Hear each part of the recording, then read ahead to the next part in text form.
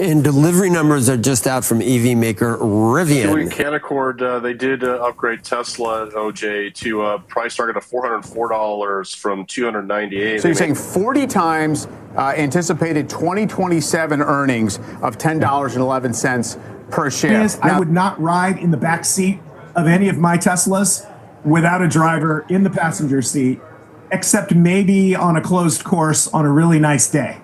All that and more. So let's get to it.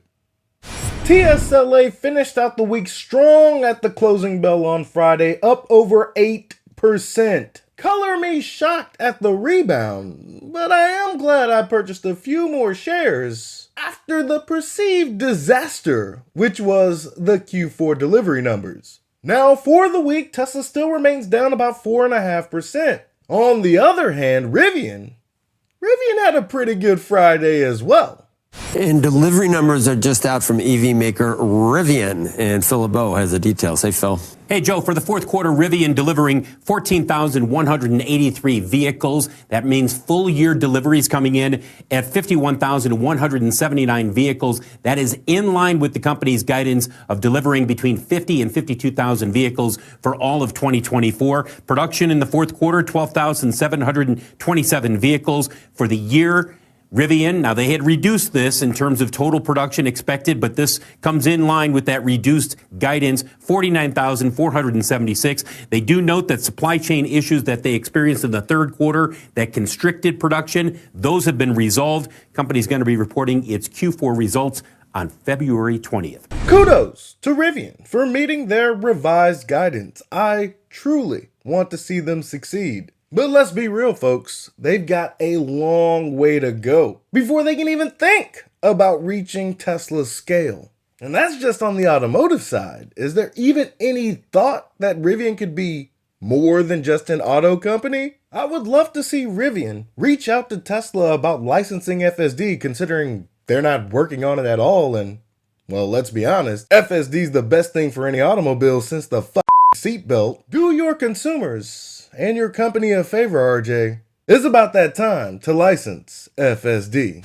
Let's start with Tesla with Canaccord this morning. Pretty juicy lift to their expectations, about $400, right, north of it? Yeah, so if you look at Canaccord, they did upgrade Tesla, OJ, to a price target of $404 from $298. They maintain a buy rating on the name. And I think their call is quite interesting. It's not necessarily a call based on delivery guidance, which we know for Q4 was weak, and it was the first annum decline, about 1.1% decline in total volume in 2024 versus 2023. Even though China's sales were higher for Tesla, the total units were down. But the call from Canaccord is really based upon looking at the peer valuations of the constituent Mag 7 or Mag 8, if you want to call them now, including Broadcom, valuation relative to growth. They actually are looking at the forward multiples on their peers, like Apple, for instance, Google, and the other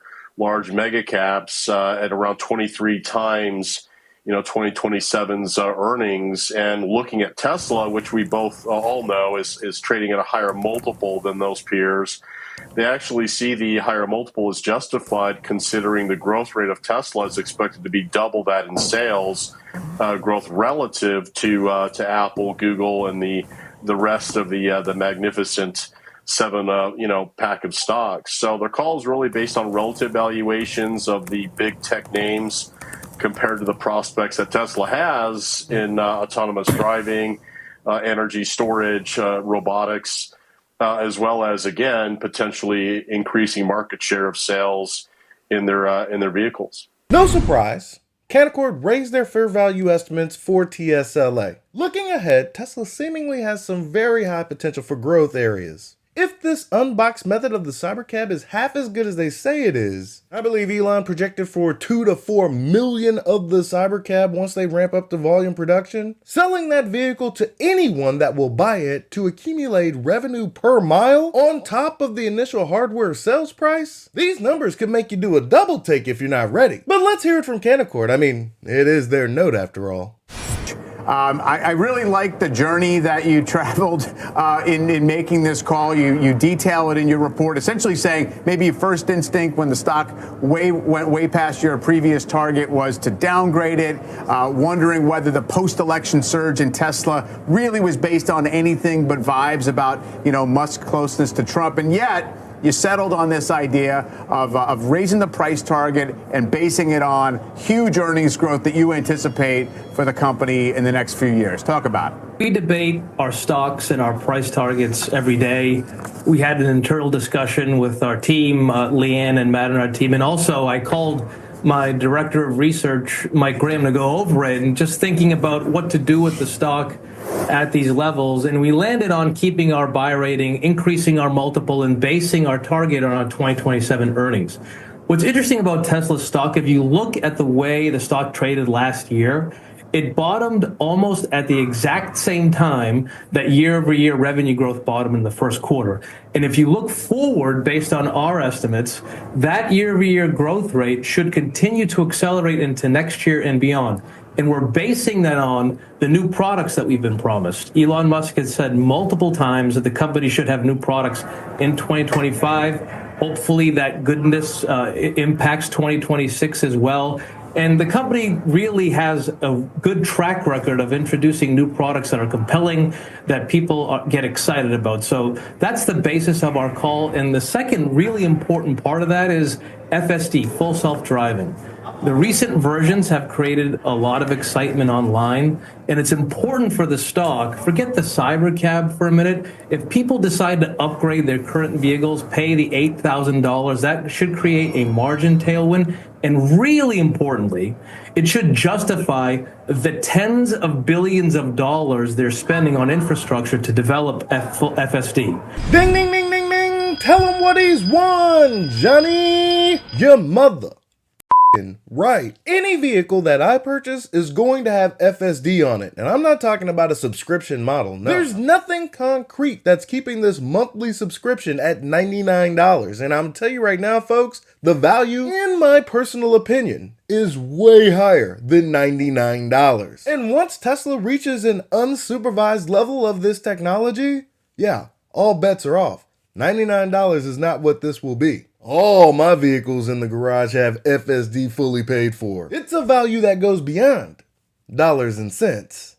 Sure. I do just want to put some more specific numbers on it, though, in terms of how you're getting to the 404 price target. So you're saying 40 times anticipated 2027 earnings of $10.11 per share. Now, that 2027 forecast of yours is basically double the consensus, right? I mean, the consensus, to the extent there is one for 2027, is around $5 a share.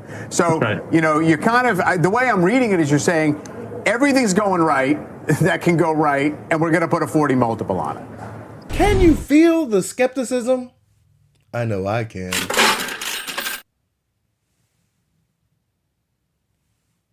I'm right there with you, Cash Register. I'm right there with you.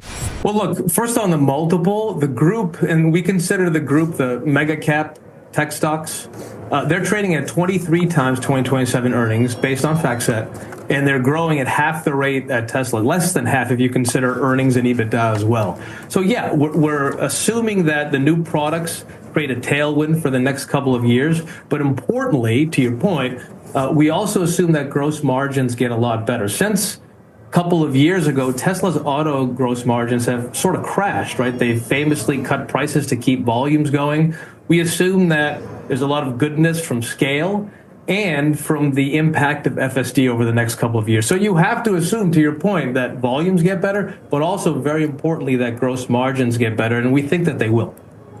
I get you. I mean, just a final point, though. I mean, you're giving them credit for faster growth, but that growth only gets them to where you think they're getting in 2027 relative to the other big tech companies. And then you're saying at that point, you should get a higher forward multiple than the rest of them because they already grew that fast. You know what I'm saying? So I'm just saying it's demanding fundamental rationale.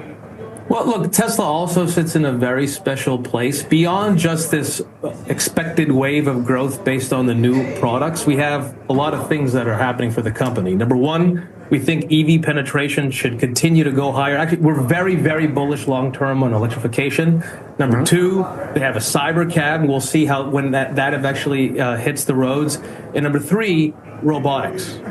Robotics is very, very important to the company. We think there's an incredibly long tailwind from robotics, and hopefully in 27, 28, 29, and beyond, we get a tailwind from there. So Tesla's not just, as you're aware, an auto company. They have multiple products, robotics, energy storage that I didn't mention. So this growth, if things go well for the company, should extend well beyond 2027. Yeah, all right. $1.25 trillion market cap. Better not just be a car company. Yo, George, if they sleep, let them sleep. So let's talk about the delivery data that we got yesterday.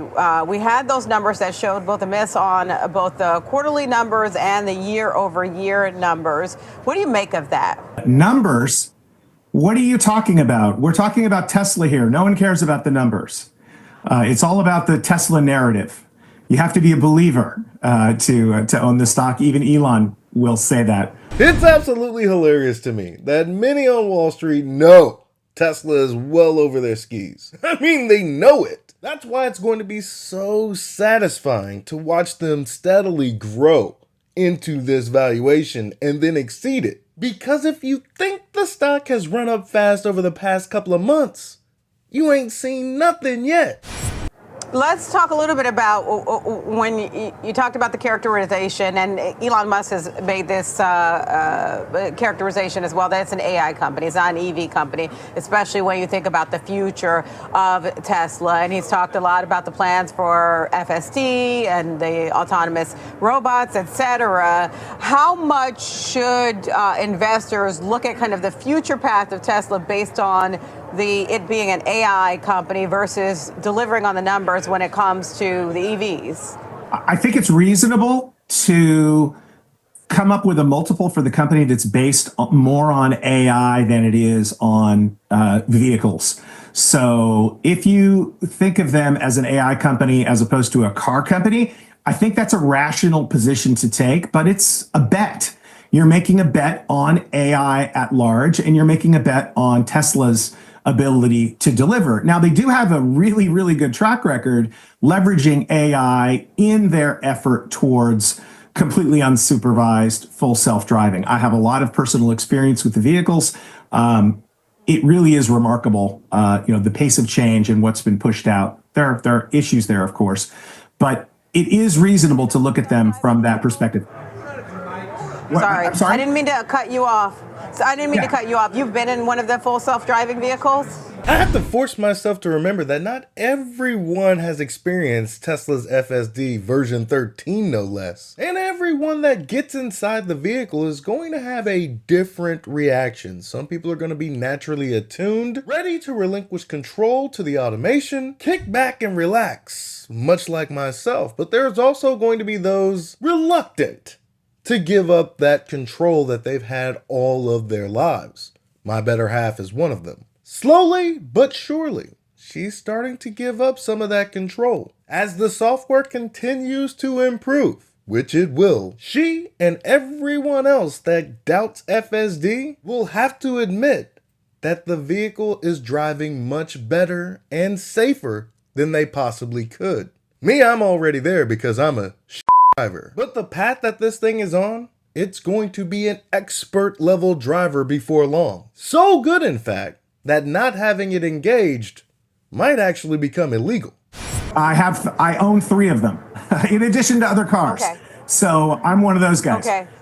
So I have a ton of experience. And the short version, Diane, is I would not ride in the back seat of any of my Teslas without a driver in the passenger seat, except maybe on a closed course on a really nice day. It's not there yet. It's not safe enough yet. Key word, yet.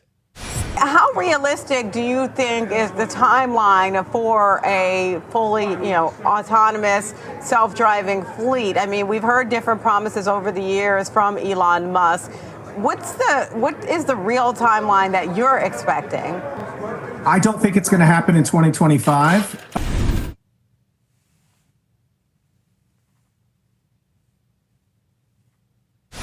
In conclusion, Both Rivian and Tesla had monster Fridays. This is quite surprising considering Tesla had a monster dip after releasing their Q4 deliveries. On the heels of this terrible, terrible news, a delivery miss for Tesla equal to the entire 3-month production of Rivian, Canaccord drops a note raising Tesla's fair value estimate on the basis of massive growth between now and 2027. While many individuals may balk at Canaccord's conclusions, I think they're going to be closer to the mark than some of the others. In fact, I believe that Canaccord will be pleasantly surprised when Tesla exceeds even their expectations. But this is what makes Tesla such a volatile stock.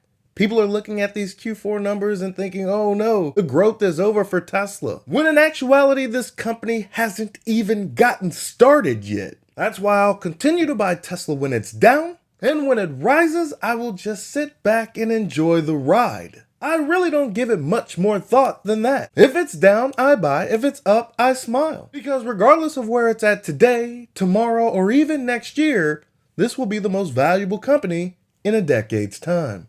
That's all I've got for you today. Be easy. Peace.